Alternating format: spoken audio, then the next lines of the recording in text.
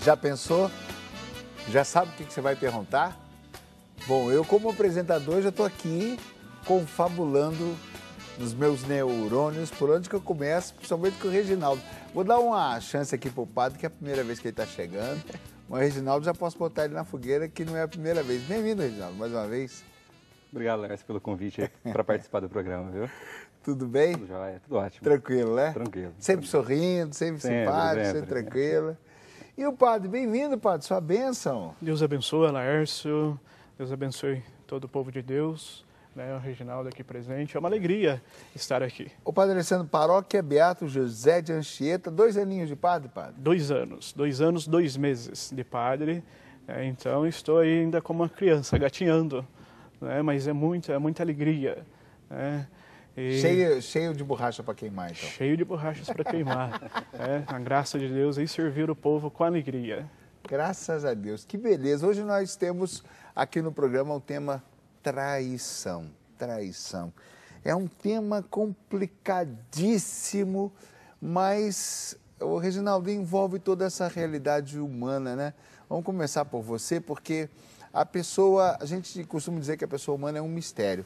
Mas, na verdade, existem várias situações que nos envolvem e existem várias respostas diferentes que podemos dar às situações.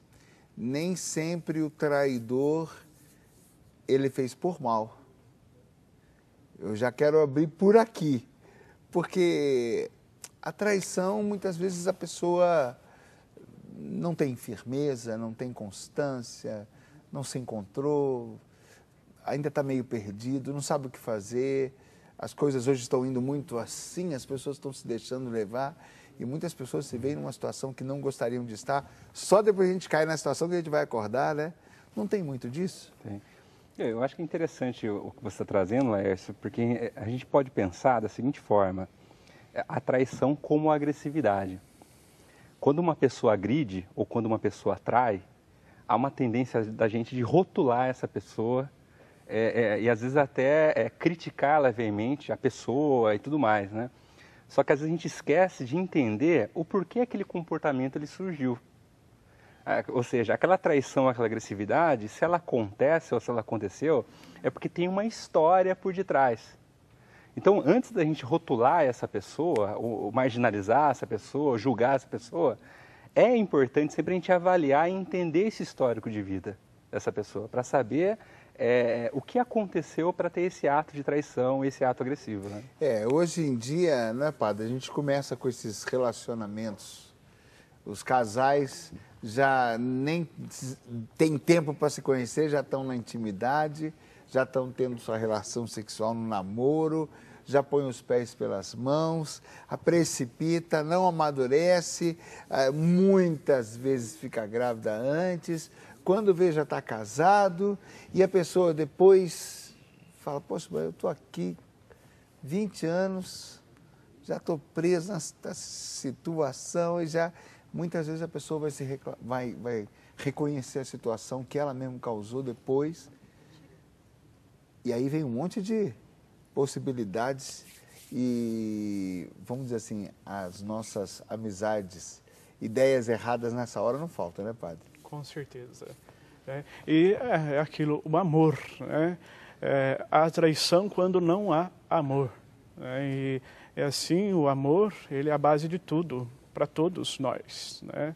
O amor, ele faz com que o casal se relacione bem, faz com que o ser humano, né, ele atinja seus objetivos. E quando falta amor, há o perigo. Eu tenho um grande amigo, padre, que a esposa ficou grávida. Interessante a situação deles.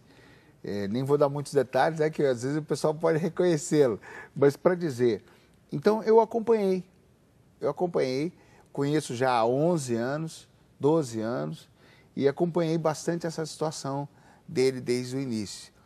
E quando o casal acaba, falando de casal primeiro, né? Quando o casal acaba se precipitando, não é? Ele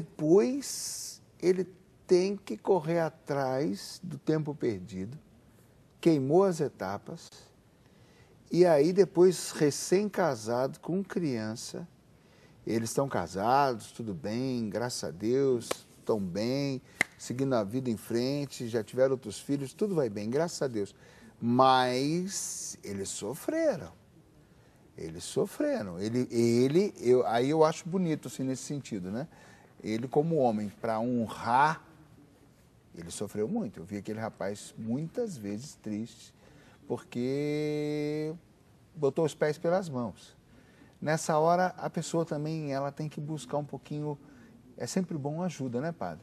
Ajuda, sim. Ajuda de um amigo, ajuda de nós, dos padres, né? Porque, como você bem diz, né, talvez nós fazemos muitas coisas inconsciente.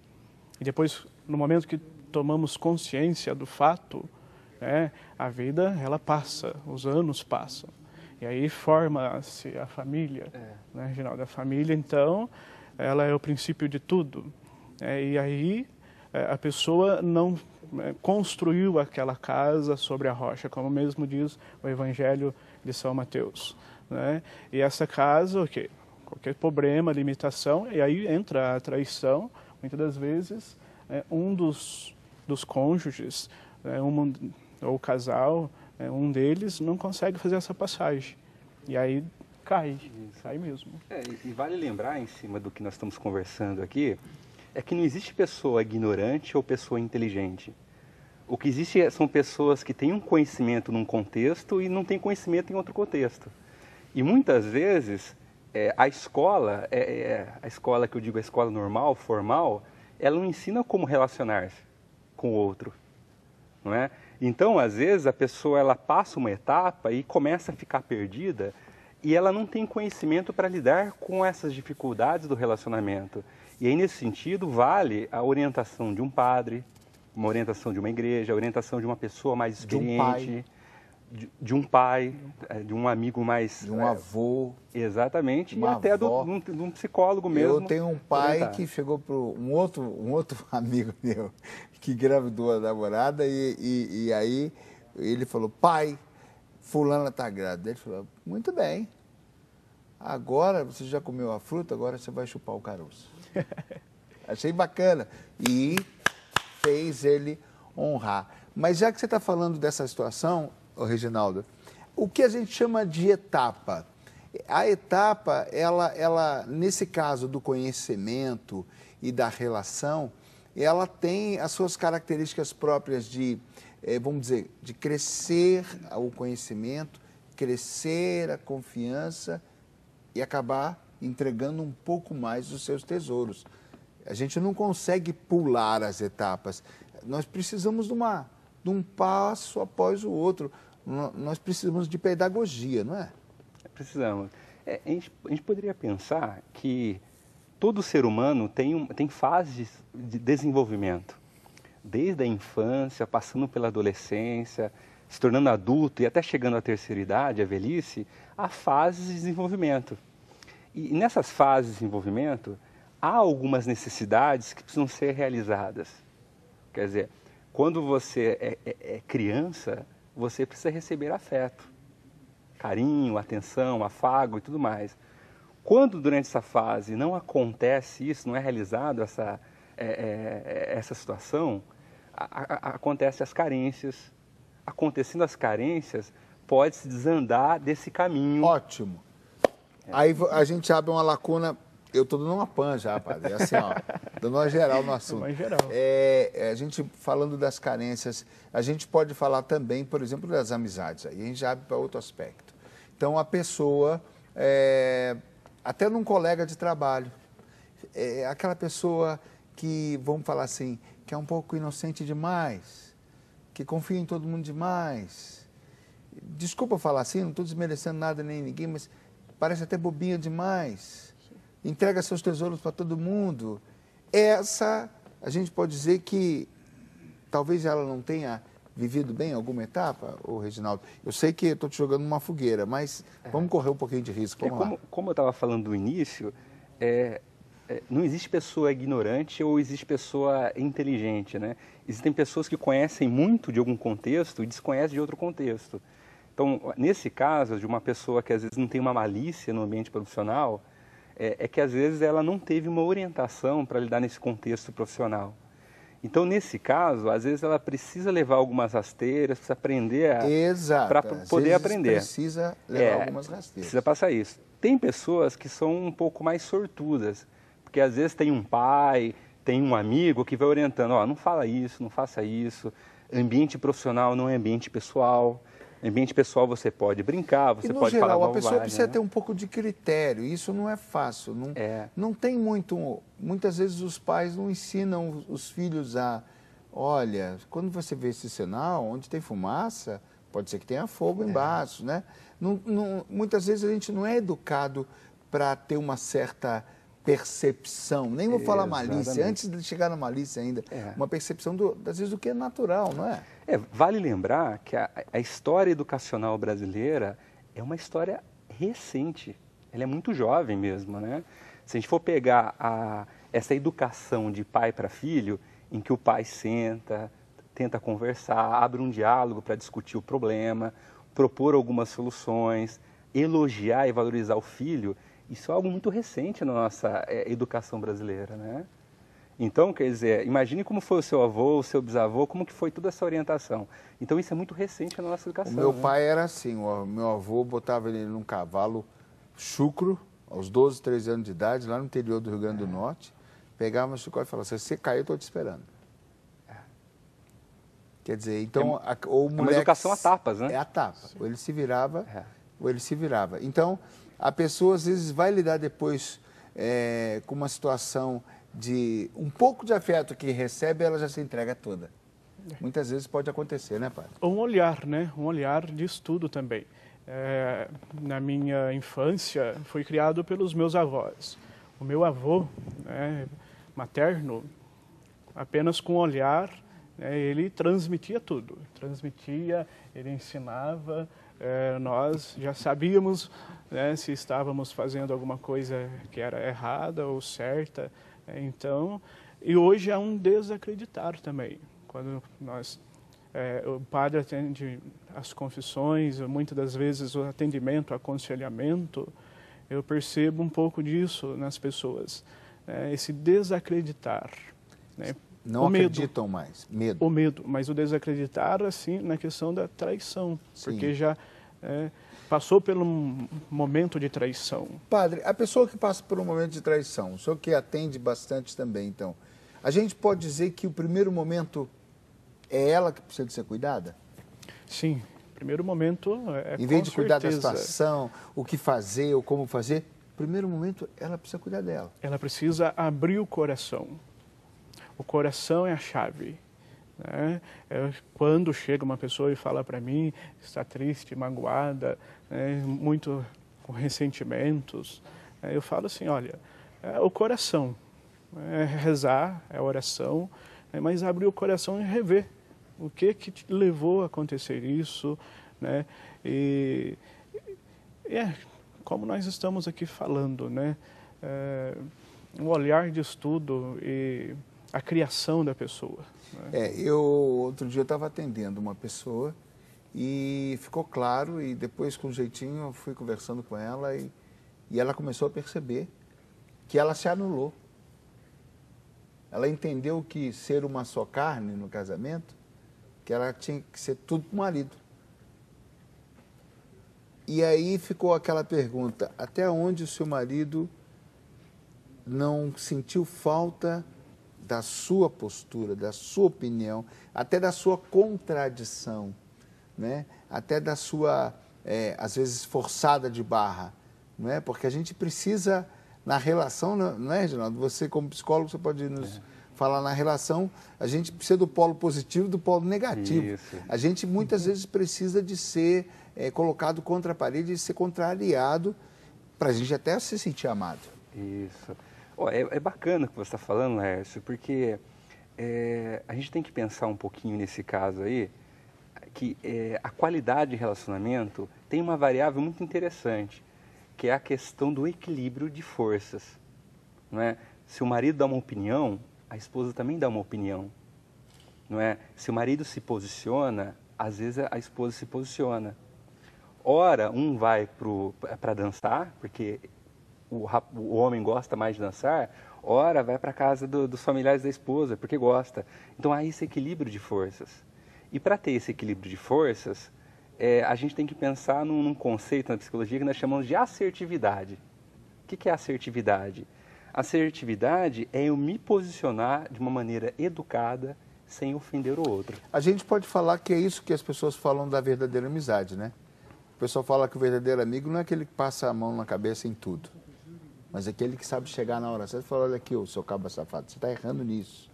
E se colocar com energia, às vezes, contra você, numa situação que você precisa... Depois você fica bravo, mas depois você vai reconhecer, nossa, esse cara me fez um bem. Exatamente. Ele está preocupado com o meu bem, não está preocupado em me agradar. Exatamente. Isso seria ser autêntico, né? Exatamente, ser autêntico. E a gente tem que lembrar também, Laércio, é que a nossa história cultural familiar é uma história muito forte, enraizada, é uma história machista. Né, em que o homem, ele podia, muito tempo atrás, se posicionar, às vezes ele era muito vaidoso, narcisista, e a mulher ela era obrigada a ser submissa na relação. Então, você comentou desse caso aí, dessa pessoa, né? Mas a gente percebe aí, gerações anteriores, que muitas mulheres sofreram, porque elas tinham que ficar caladas na relação entre marido e mulher. Não é? Então, hoje, eu acho que está acontecendo uma mudança em que a mulher está tendo independência, ela está se posicionando no mercado de trabalho, ela está se posicionando em casa. Não é? Hoje, às vezes, tem mulher que recebe um salário melhor do que o do homem.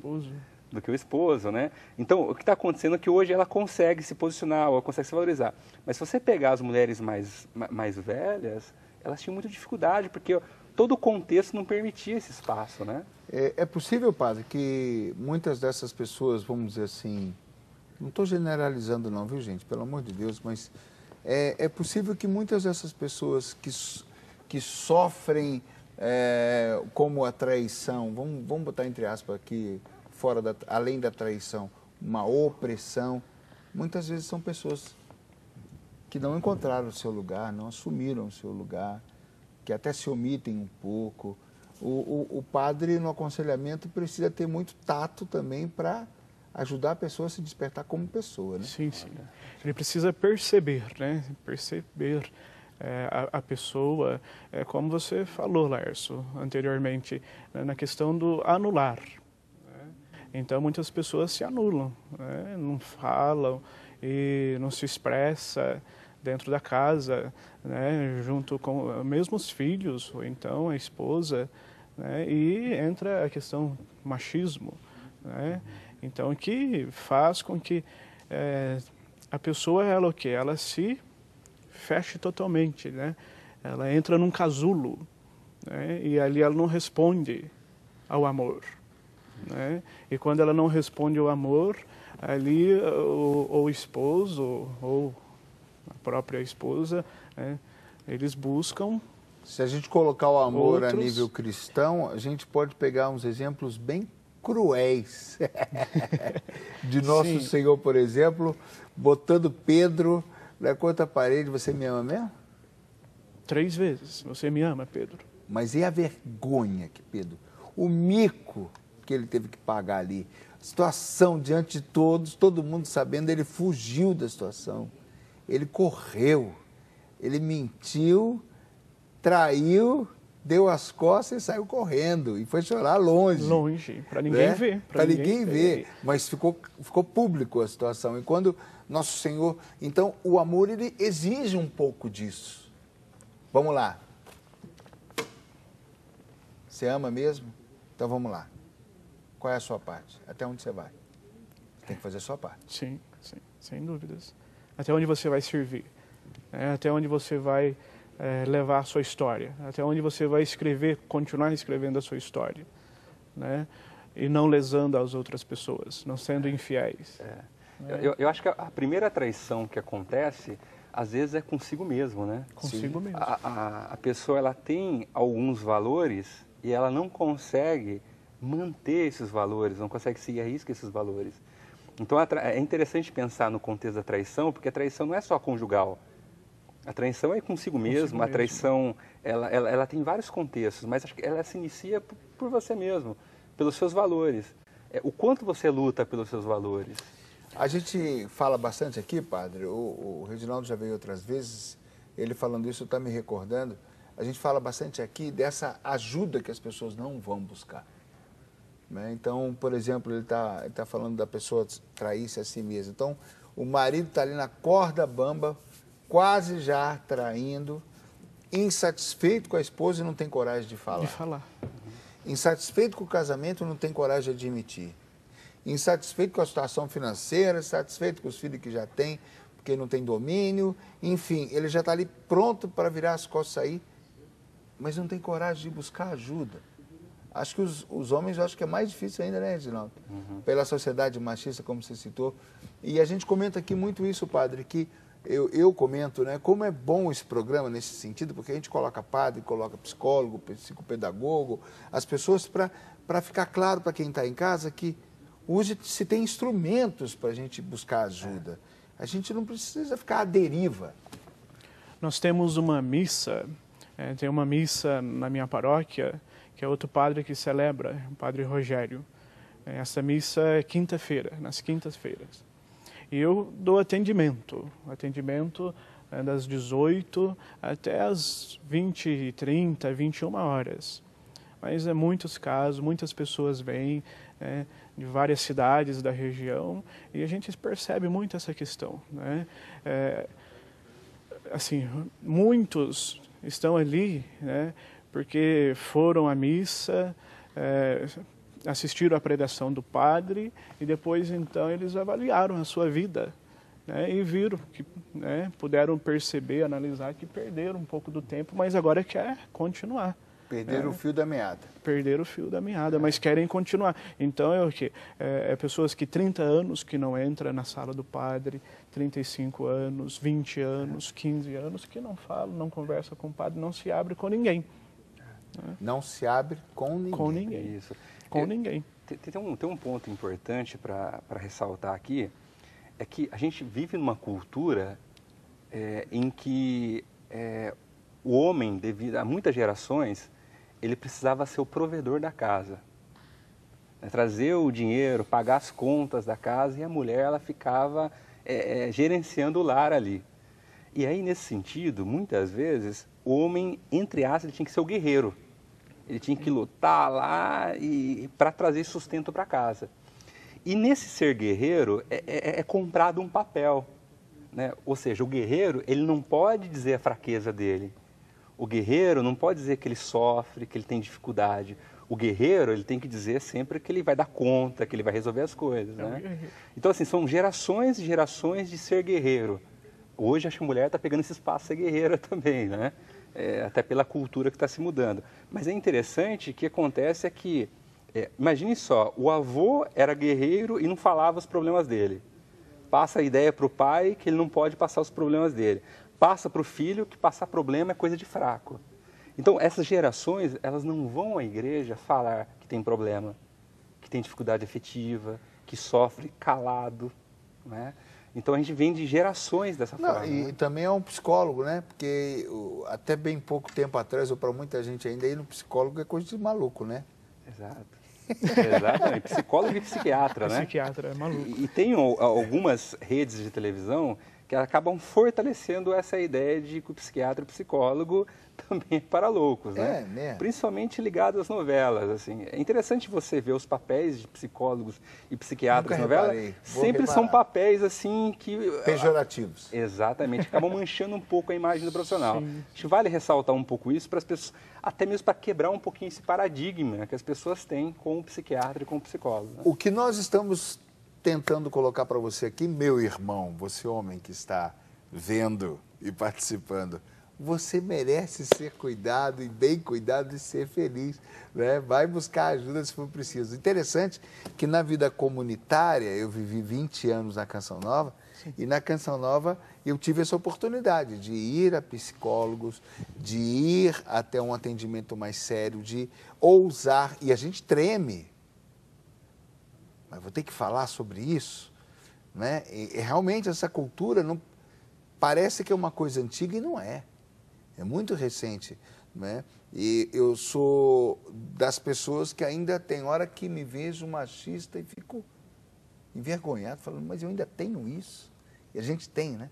A sociedade tem. Então, bom, somos humanos, graças a Deus, somos diamantes, né? Temos muito a lapidar e crescer, mas a gente vai ficar gente boa cada vez mais. A gente vai para o intervalo e volta já já. Muito bem.